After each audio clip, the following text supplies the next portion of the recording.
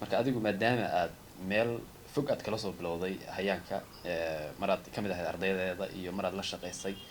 sidoo kale aad meel sare ka gaartay xataa ardayso marka laga yimaado waxqabadyadeeda Faadumo shakhsi ahaan maxaad ku sifayn lahayd as a leadership xataa iyo hogaaminteedii iyo qofnimadeediiba iyo qodobkan kale iyana BRI inay raasi soo dhow Faadumo waxaan oran karaa waxay ahayd qof geesi ah waxay ahayd qof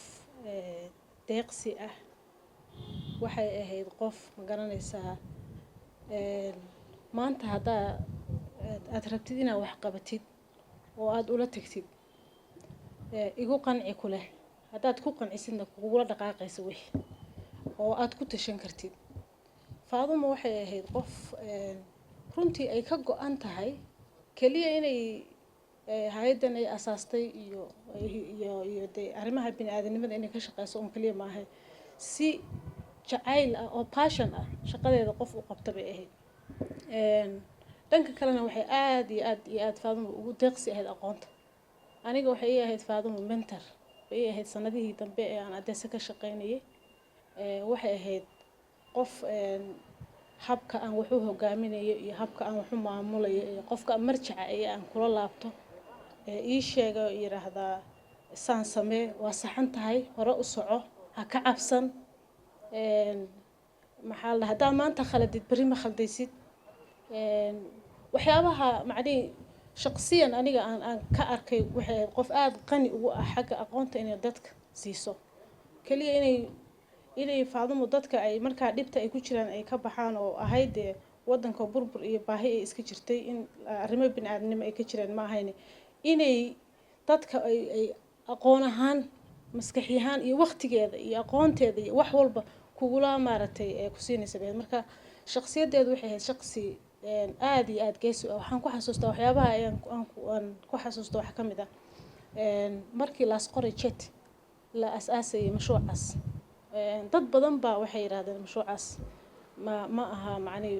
diyaar loo ma aha kan waa caqabado badan baa ku horyimaad waa kala shaqeynay hase ahaatee Faadumo marna ma saktiin waxay u arkaysay hadii mashruucaasi uu hirgalo inuu yahay mashruuc dadka wax weyn u qaban karo u sameyn karo waxay arkaysay sawirka fog ee mashruucan uu yeelan karo ma arkayn marka caqabadaha dhow inay halka tagto hor yaal marka shakhsiyadeedu waxay ahayd qof macni aad iyo aad xagga dadka dhalinyaro waayeel odayaal maxaa la dhahaa haween markaas qofkii iyadu ay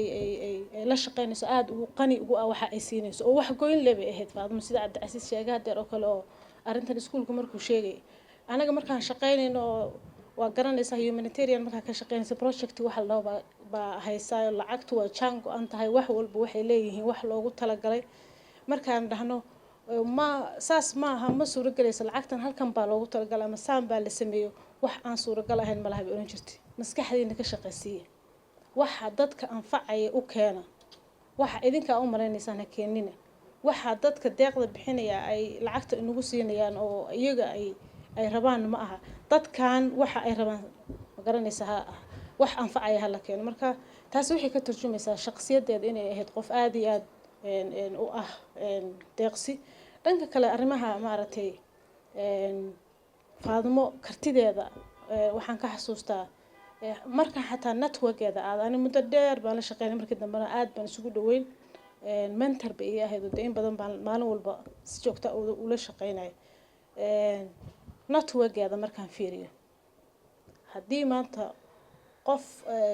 ay la shaqeynayso arin iyadu markaas ay aragto gaalkacay ka dhacay arin gaalkacay ka dhacday for example nabadgelyo xumo ah qof ay u abaabulay Faadumo inay intay baran ka soo baxdo isla habeenkii inay gaalkacay tagto waa commitment oo qof dad yar ay leeyihiin inuu maaragtay qofku geesinimada ay ku dhaca uu leeyahay bay ku tusaysaa waxayna dhiirigelinaysaa dad badan inay maaragtay ay inaa wax sameyn kartid inay jirto marka intaas aan ku soo koobiyaa waxaan aad ugu faraxsanahay caawa inaan halkan ku xusayno waxay ay soo qabatay legacy-geedii Faadumo iyo waxa ay ka tagayso waa mas'uuliyad cid walba saaran oo dadkii khaasatan ay aadka maaragtay ula soo shaqaysay oo juhdiga iyo waqtiga iyo kheyraadka badan gelisay in ay ku maaragtay ku darsadaan inay legacy-ga Faadumo ilaa hadda way nooshahay oo waa noo joogtahay wali wax badan baynu kala hari karnaa oran karnaa maxaase waxyeela laakiin in maaragtay arinta la sii wado oo aan halka laga tagin waxa ugu muhiimsan oo Faadumo ay aad mar walba bini'aadanka iyo deegaanka sida la isugu xiriiriyo ayuu ahaa mabda'eeda koowaad su'aashii kale haddaan u laabto ahayd Buraan Rural Institute iyo habka wax loo dhigi jiray markii horeba sheegay iskuulka habka wax loo dhigay ma ahayn habka iskuulada caadiga hadda wax loo dhigo waxa ku jirtay hab tababar la siinayo waxa ku jirtay hab practice la sameynayo oo fiilka la aaday baadiyaha tusaale markii u horeysay anaga iskuulka dhiganayna ayaa waxana soo baray in laba dhagax la dul saaro oo biyo xireen la sameeyo rog dham wax la biyo xireen la sameeyo in ciidda dhulka lagu celiyo in dhir la beero in maxaa la dhahay deegaanka iyo maxaa la dhahay dhulka waxa u fiican oo waxyaabo la qaban karo hogaaminta inaan soo fariisano meel oo doodno oo isla hadallo oo maxaa la dhahay sida wax loo hogaamiyo qofka waa iyo hogaamiye waxaas oo dhan baan la baray aqoontuna ma ahayn aqoon macalinka quruusitay waxay ahayd aqoon laba dhinac oo ardayga iyo macalinka labadaba ay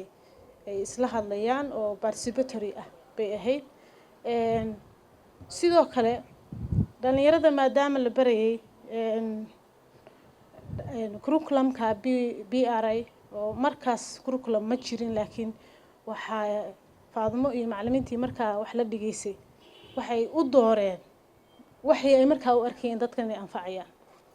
laakiin isla meesha waxa xasuusta Cabdicasiis baa hadda xasuusiyay macna dadku markii meesha ay wax ka soo bilaabaan macallimiintu habeenkii waxa arkaysa ayagoo bari waxay ku dhigi lahaayeen diyaarinay ma haystaan buug ay wax ka dhigaaneen ma haystaan waxyaabii asaasiga ahaa oo uu macalinku wax ku dhigi lahaa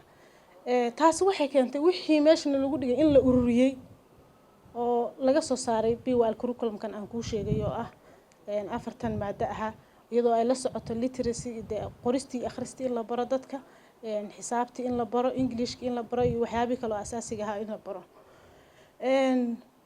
marka theoretically marka wixii lagu sameeyo oo fiilkina aad tagtid oo dhagaxaanta adiga soo xirtid maalin tagtid dooxa Buraan baan tagi jirnay soo xiri jirnay buurta u baxno fiirino nature sidoo yahay iyo dhagaxaanta iyo dhirta iyo maxaa ku soo kordhay iyo maxaa ka baxay iyo maxaan u baahanay inaan qabano adiga ku dhaado waxa u dhawaanaysa deegaanka kulaba u dhawaatid meeshan waxa waa jeclaanaysa waxa ugu muhiimsanaa oo meeshan lagu barayna waxay ahayd inaan barano deegaankeena jeclaano waxa dhibaya iyo waxa u fiican la barto intaas ay wax ugu muhiimsan waxana Faadumo waxaan ku xasuustaa maraan deegaanka wada shaqeynayna waxay tiri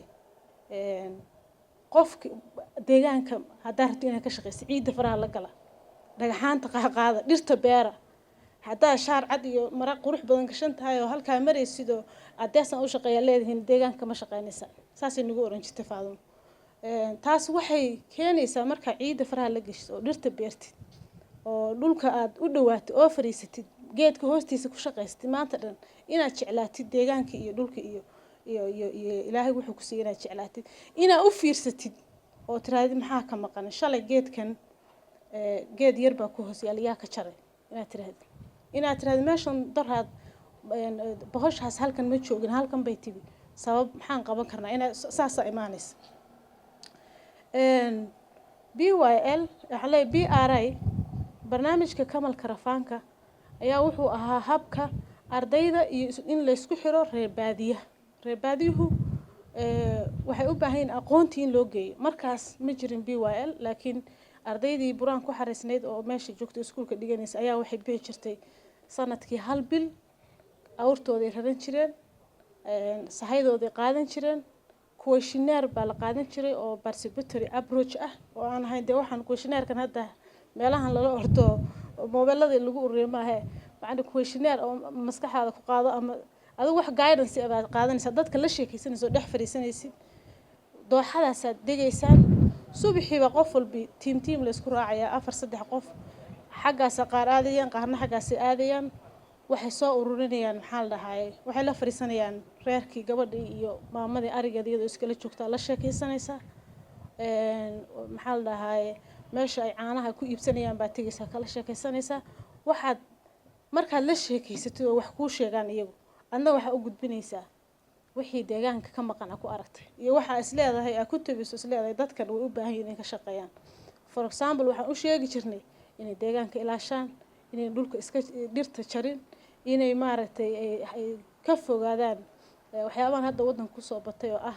in meel la xirmaysto oo qof dhaho ana iskale meeshaas in la wada lahaado wax iyo arrimo la xiriira caafimaadka xoolahooda iyo caafimaadka bini'aadanka oo de nadaafadii iyo fayadhowrkii iyo waxyaabahaas la xiriira qofkana markaad maanta la sheekaysatay oo ay ku tiraado ariga xanuun baa maanta iga haya dawaan sidanay anaga waxaana la socday dad macallimiinteena qaar ka mid oo veterinary ah marka reportkii waa qaadaysaa kaamkii waa ku noqonaysaa waxaa leedahay reerkii shalay aan u tegay arigoodii wuu xanuunsanayay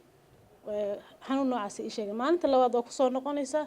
arigii baad la daweynaysaa ama wax baad dawa u siinaysaa ama talaa siinaysaa adoo qof dee khibradii leh wata taasi marka maxay keenaysaa inay isku xirnaadaan dadkii oo inay ku arkin qof meel kale ka yimi waraaqo iyo research iska samaysanaya laakiin qof dantoodii ka shaqeynaya inaad tahay barnaamij aad iyo aad u qiimo badan buu ahaa waxaan ka xasuusta waxa ka mid ah kamal karafaanka markii ugu horeysay oo 2004 aan u malaynay abaartii ugu xumeyd oo sanaag geela ka dhamaysay xoolaha waxa lagu soo ogaaday kamal karafaan research la sameeyay kamal karafaan research la sameeyay ayaa waxa la soo ogaaday dadkii waxay dhaheen waxa la soo ogaaday dadkii inay xaalad xun oo abaar ah ay ku jiraan abaartuna the stages bay kala martaa geelu markuu dhinto waa markay ugu daranta ugu xuntahay oo markaas waa xaalad xun qayladaan ayay faadumo ay dirtay oo iyada iyo dadkii tiimkii markaa la shaqeynaya adeeso oo ay la hadashay hay'adaha caalamiga UN-ka iyo hay'adaha u qareema dadka waxa jira marka riboodyo ay qaataan hay'adaha kale oo ku shaqeeyaan oo dad u qaabilsan inay xog ka keenaan gobolkaas xogtaasna ay ku go'aamiyaan gobolku inuu abaar ku jiro iyo inaanu abaar ku jirin xogtii laga keenay waa xog iska caadi ah laakiin xaqiiqada kamal karafaanka uu keenay waa ka duwaneed taasina waxay ku sheegaysaa dadkii markaa u dhawaatay oo aad la sheekaysatay inaad maaragtay de ogaanaysid waxa dhabta oo ka jira meesha wuxuu ahaa aad iyo aad wax xogtiisa intaan la ururino la kaydiyo la turjumo isla markaana la qaado oo BYL curriculum oo markaa la sameynayay lagu daro maalin kasta oo lagu si uu u noqdo curriculum dhameystiran waxyaabaha kale oo markii dambe BYL curriculum markii u dambeysay wasaaradda waxbarashada ayaa approve gareysay oo loo geeyay oo wuxuu noqday curriculum la maaragtay dawladdu ay aqoonsan tahay sida cabdicasiis sheegay ardayda markay soo dhameeyaan manhajka BYL-ka waxay imaan jireen waxa loo diri jiray iskuulo uu ka mid ahaa Al-Furqaan school oo ay ardaydu halkaas tagi jireen oo ka sii dhameystiran jireen waxbarashadooda waxa markaas wixii curriculumkii markuu dhameystirmay waxaan dhahnay okay curriculumkan kaliya in ardayda BYL loo dhigo oo hadhowna iskuulo kale loo diro kuma filan laakiin iskuulada jira oo kale na waa in la baraa markaas waxaan tagi jirnay iskuulada oo ay tagi jireen BYL staffka oo trainer ah TOTs dad ku tababaran ah baa waxay tagayaan iskuulada waxayna ku tababarayaan ardaydii hogaamintii wanaagsaneyd waxa lagu tababarayaa basic health maxaa la dhahaa human health wixii uu curriculum ku jiro dhan sidoo kale waxa loo qabanayaa doodo iyo hab maskaxdooda maaragtay lagu dhiirigelinayo marka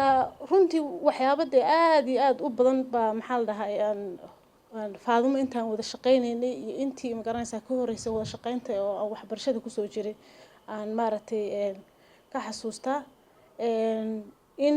aan xusno qurama ahay waxa weey inaan maaragtay also wixii ay iyada bilowday aan sii wadno waxaan oran lahaa laakiin faadumo sidoo kale siyaasadda kamay maqnayd way ku jirtay laakiin weligeed siyaasad kursi ma raadsan iyadu marka qofku inaad siyaasadda raadsatid oo kursi aad ku fariisatid iyo inaad maaragtay ka shaqeyso waa laba wax oo kala duwan adoon adigu kursi ku fariisanayn ayaa waxa aad jeceshahay siyaasadda ugu campaign garin kartaa oo ka raadin kartaa saas ayayna sameyn jirtay oo markii golaha deegaanka ee baran la asaasayay iyo markii